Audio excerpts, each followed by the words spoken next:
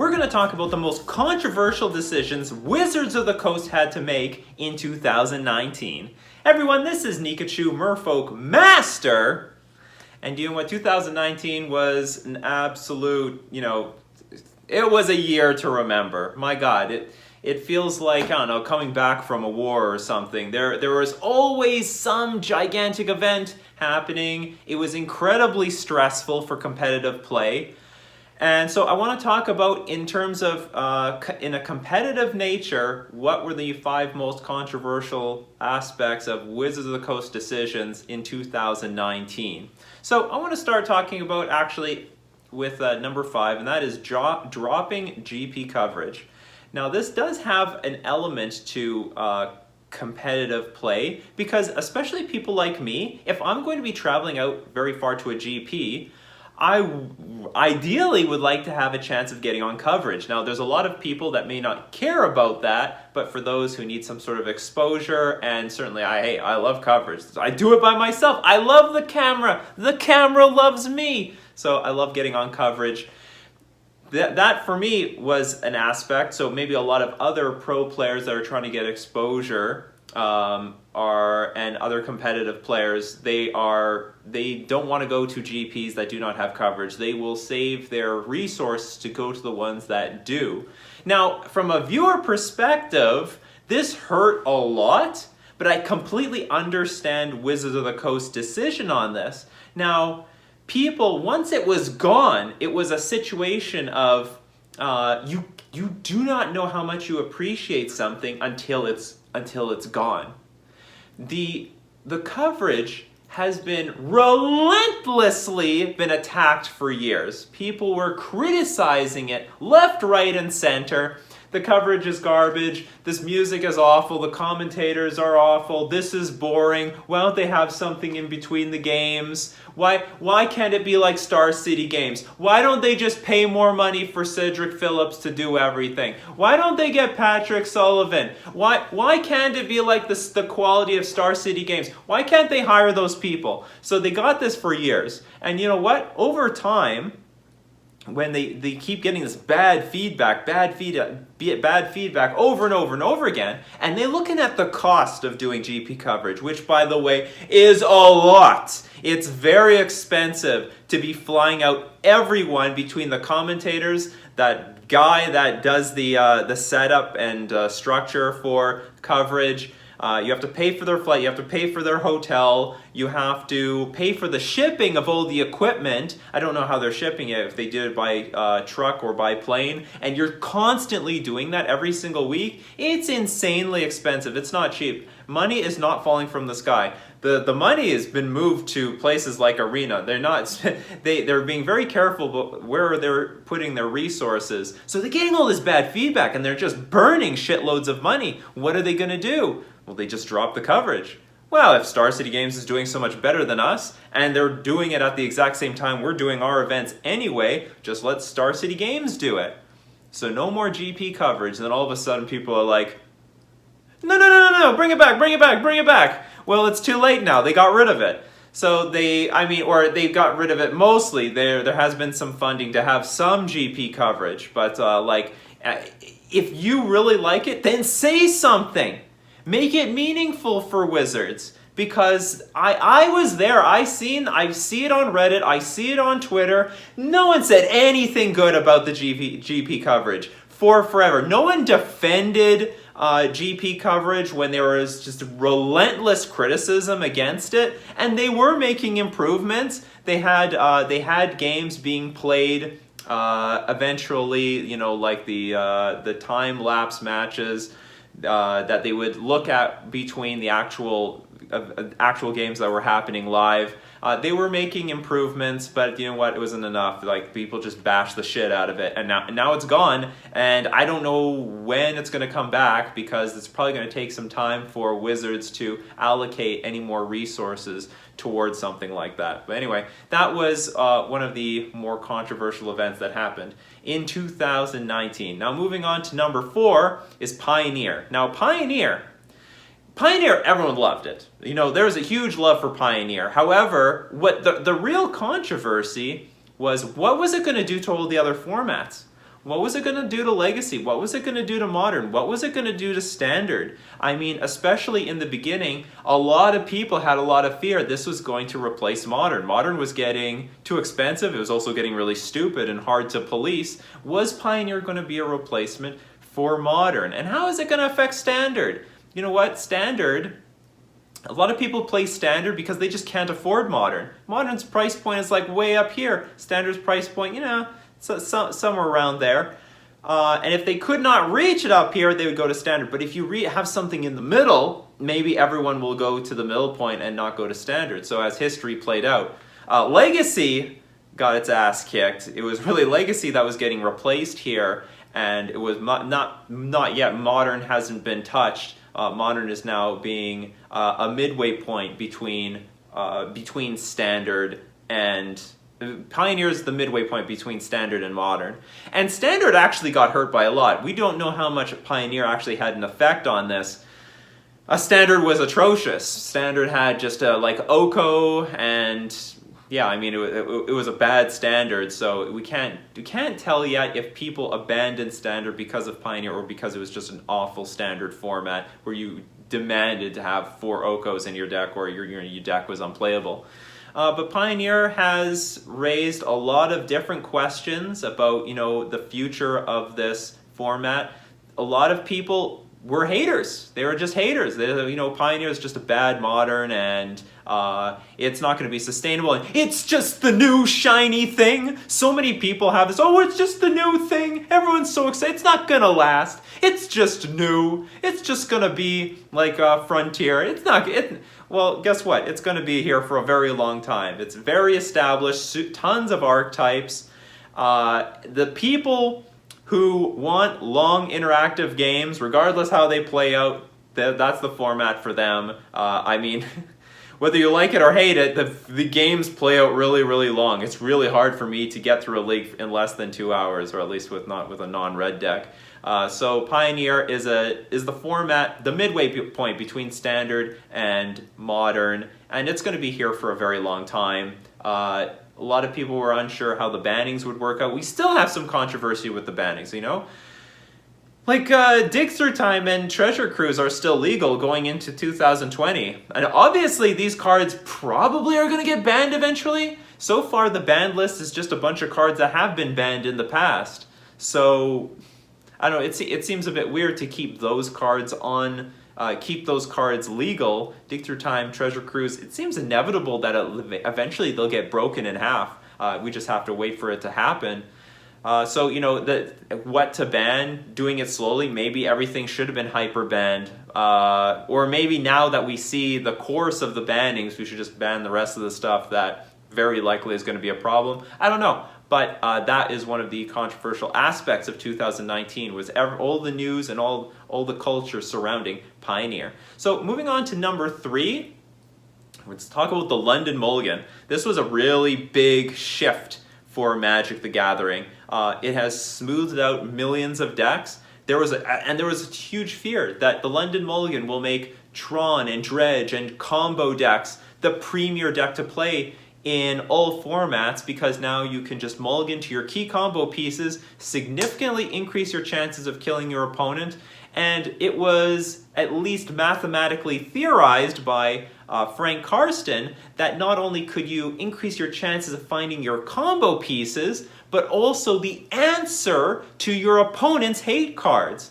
Now, that was the initial fear. That is not how history has played out. In fact, all those decks have gotten worse. You know, I think Storm has been like more than killed. Tron is weaker than ever. Dredge is still around. If there is a broken deck, it is more consistent.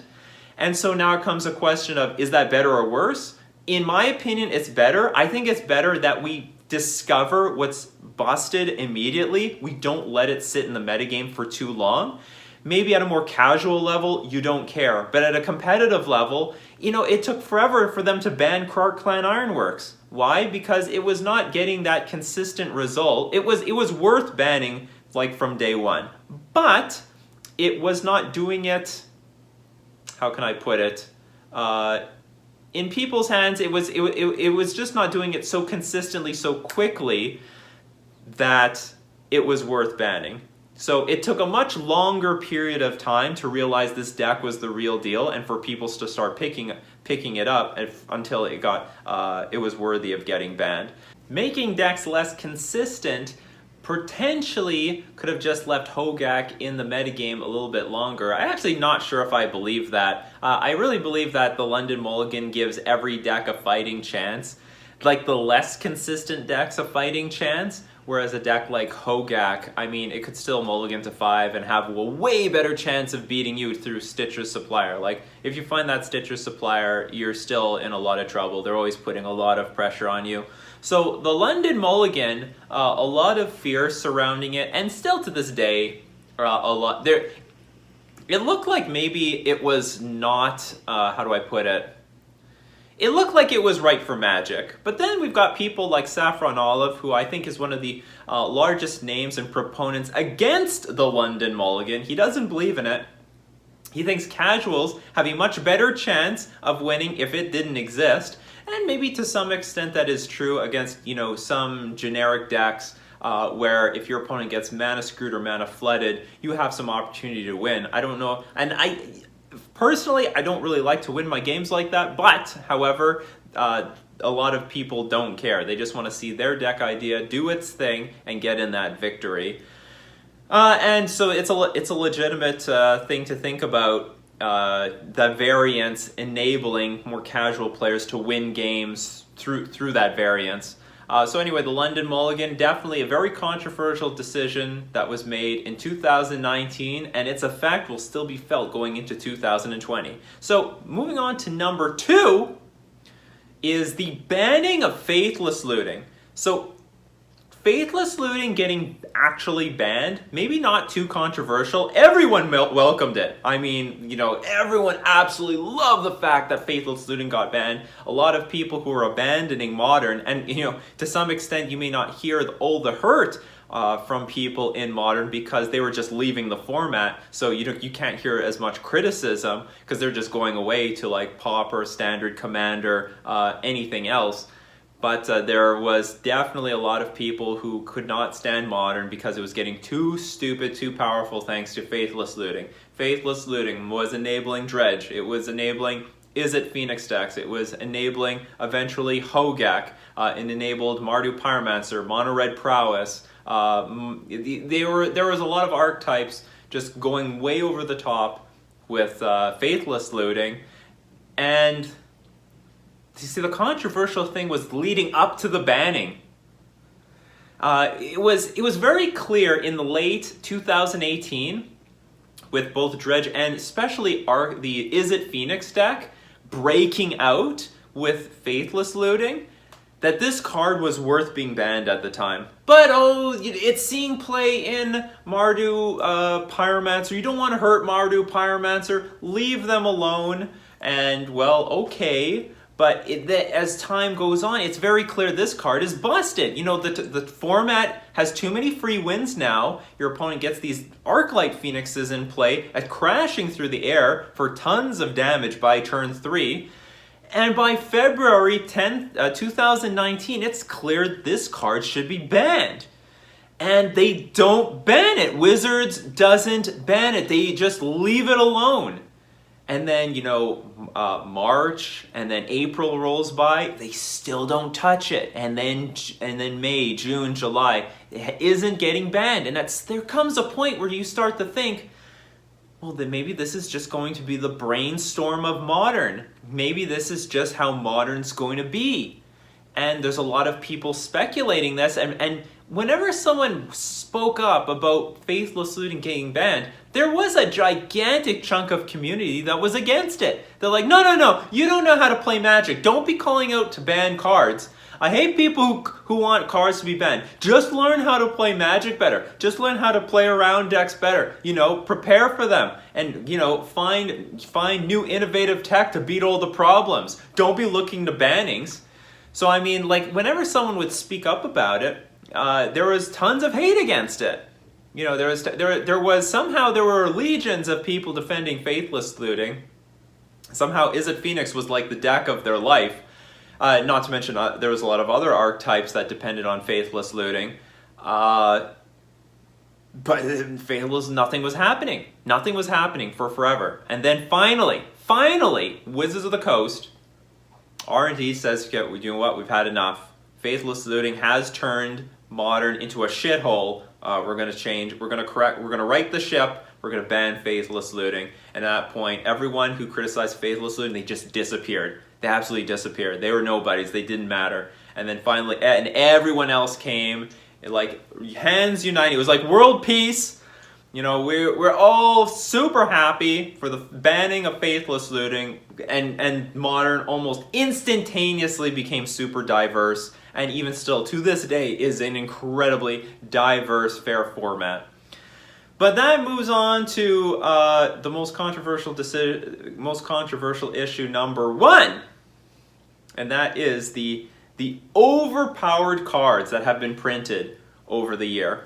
And there are tons of them. You know, starting especially in War of the Spark with the one-sided static effect Planeswalkers. Those stupid Teferi Time Revelers. Karn the Great Creator, which made many archetypes, not to mention archetypes that can win on the spot through karning into Lattice to basically victory. So at Narset, Parter of Veils, a really big deal. Only one side's allowed to draw multiple cards a turn. The other side is not allowed to. Huge boost to control decks. Then there's these 3-mana Planeswalkers and Karn, which is a one card win condition basically that pushed a lot of power. And then there was Modern Horizons. And there were a lot of good stuff that came out of Modern Horizons. You know, Force and Negation and the Horizon Lands. Horizon Lands were a really good deal. Collector Roof gave more versions of Stony Silence to other people. But then there was also Hogak. There was also Hogak. What the hell is up with that? Then there's Urza. Urza made a whole new archetype. As if the stupid artifact decks didn't need more help. There was already a Whir Prison deck that just instantly slam dunk play this card. Is worth so much value. I don't even know if Urza was worth printing. So we got Urza, we got Hogak. Hogak worth banning on the spot. Basically, there was a bunch of turn 2 kills through milling your opponent enabled through Hogak. Hogak was worth banning, obviously, instantly, and Wizards was actually really reserved with banning it on the spot. And, you know, we could say because of the overpowered cards that it really ruined some seasons of Magic. Like, Modern was completely ruined by Hogak. It's completely ruined. The Modern format was a wasteland. It was pretty garbage. I really don't like when Wizards does this. I don't mind pushing the power level of cards personally, but don't do it during Modern Season. Do it off on Modern Season, and if anything is crazy, whatever, ban it in silence, and then when the real tournaments are coming up, we're all prepared and we don't have to deal with like Hogak every single round. So Hogak, another big stupid card, and then of course leading up to Throne of Eldraine in the summer we got Veil of Summer, which at first didn't look too big of a deal, but then it got combined with Once Upon a Time and Oko Thief of Crowns, and Oko of course is quietly, or sorry, maybe not quietly, but unsuspectingly has warped a lot of formats. I mean, it sees play in every format, including Vintage. We got Black Lotuses attacking for 3 in the red zone. Richard Garfield couldn't even predict that one. Oko, of course, got banned in Standard, banned in Brawl, banned in Pioneer, is potentially on a lifeline in Modern, and is, of course, also seeing play in Legacy. So Oko Thief of Crowns, another 3-mana Planeswalker. Unfortunately, R&D couldn't hear the cries of the 3-mana Planeswalker hate. As soon as War of the Spark came out, everyone's like, oh god, these 3-mana Planeswalkers, they're terrible! They're absolutely terrible. I personally hated Teferi Time Reveler. I more or less quit Standard. I loved Standard at that time. I was playing with that mono blue tempo deck. I was having some fun. I was playing Curious Obsession. I was casting my dive downs. Teferi Time Reveler, bounce your stupid creature. All your instants are worthless. On the spot, the deck became unplayable. Well, okay. Back to Modern. And another problem with these overpowered cards is like I said, Wizards doesn't want to ban them immediately, which I think they should change their policy on this. I think if the card is clearly awful, just ban it, all right? Just ban it. And let everybody know that if the card is too good from the spot, like on day one, that it potentially could be banned. The Oko should not have terrorized Standard for so long. It was clearly awful. No one was beating Oko. And same thing was with Modern. Like Hogak was like way too much for Modern. It was clearly like the big problem. No one was beating it. At some point in time, just emergency ban the damn thing. And I guess that's why Wizards has now taken the new policy of basically being allowed to ban anything every Monday. So maybe that is the adjustment that they are now making. Well, they said they are not going to change the rate that they ban things, but it does give them the ability to emergency ban something. But those overpowered cards easily was the most controversial topic of 2019, and probably is still going to affect a lot of decks going into 2020, because their policy for pushing the power level of cards is probably going to still go on for, I don't know, the better half of the next year, because they haven't received our feedback yet. They're designing cards in the future that are getting printed right now. But now I'm sure they heard it loud and clear. It'd be interesting to see how they're gonna power down Magic going on in the future. But anyway, I don't know if anybody else has anything to add to this list. Would you have changed the list differently? Is there anything you think was very controversial that Wizards had done in 2019? You let me know in the comment section below. So this has been Nikachu, Merfolk Master, wishing you all a new year in 2020.